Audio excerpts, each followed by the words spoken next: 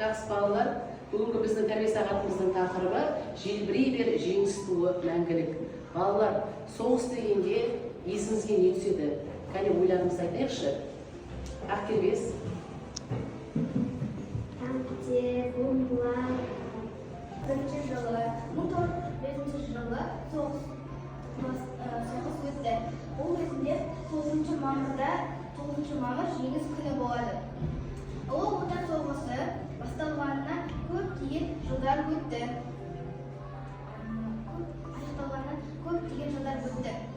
Еске алу үшін мәңгілік ретінде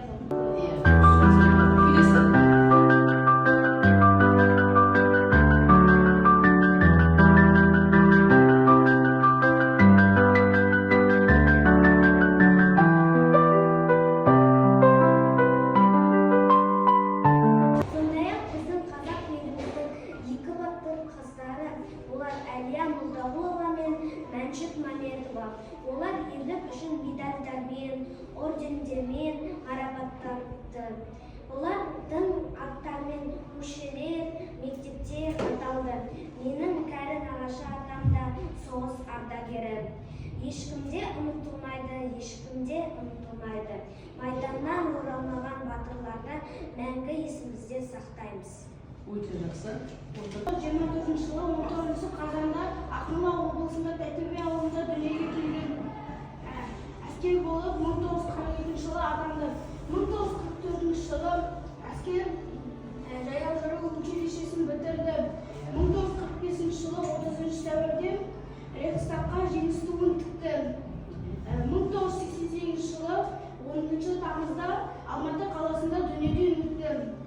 Арада 11 жыл өтіп, Нұрсұлтан Назарбаевтың жарлығы бойынша халық қаһарман атағы берілді.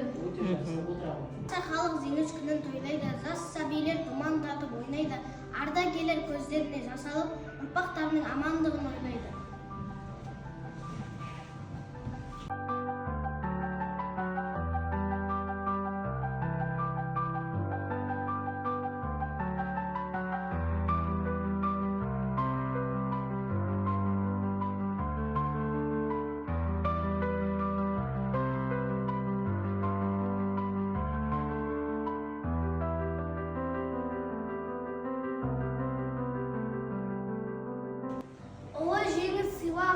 Жеңісті күн жемісті, аталардың елдігі тойлап отырсақ жеңісті. Әлия-Мәчік апалар отан үшін жан берген, батырлары қазақтың шуақты атар тан берген. 9 мамыр болып келіп жеткен жеңіс күнін сыйлаған біздерге бол. Құтты болсын жеңісіңіз, ардагерлер бас иеміз еске алып сіздерге. Тастар көкке атылды, орман шуап, тау құлап, 28 батырды жеңе алмады жаурап.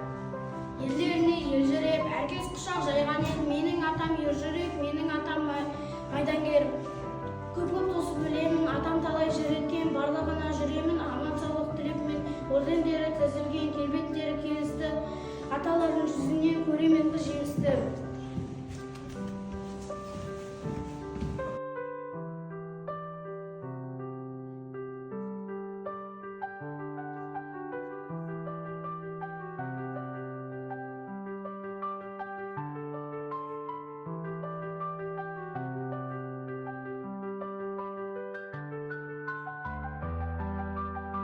Жақсы балалар, тақтаға назар аударайық. Суретте сөйлесін әдісі бойынша. Осы ненің суретін көріп тұрсыңдар? Айта ғой, Ержан. Ұшақта бомба лақтырып жатқан. Дұрыс. Ұшақта бомба лақтырып жатқан медет. Екінші ол үйге бомба түсіп Үй өртеніп жатқаны. Нұрәділ. Көлге бомба түсіп жатқан.